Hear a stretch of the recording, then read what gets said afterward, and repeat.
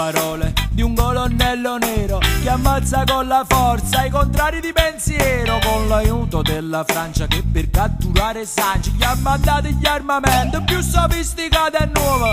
Marley credeva nel suo dio Selassie che ha mandato l'Etiopia e la sua gente alla mercé.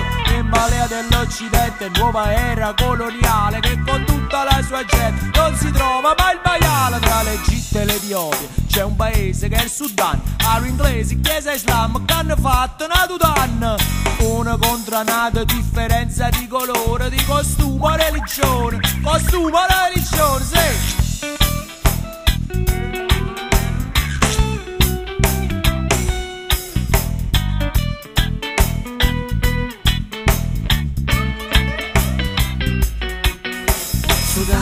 Sudan, Sulla fama po' Sudan, Sudan, Sudan, sulla guerra po' Sudan, Sudan, Sudan, sulla morte po' Sudan. Sudan, Sudan. Ma che schifo sto Sudan!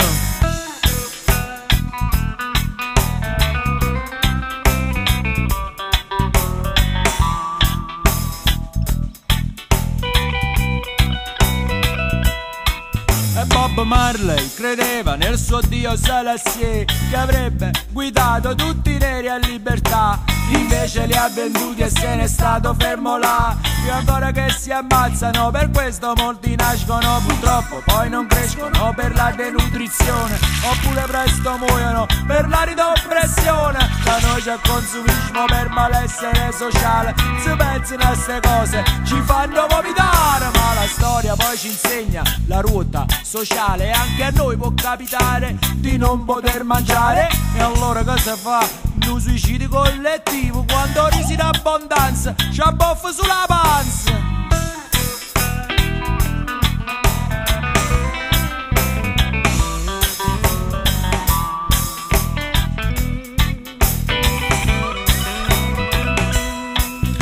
Sudan, Sudan, Sulla fama po' Sudan, Sudan, Sudan, sulla guerra po' Sudan, Sudan, Sudan, sulla morte po' Sudan. Sudan, Sudan. Ma che schifo sto Sudan!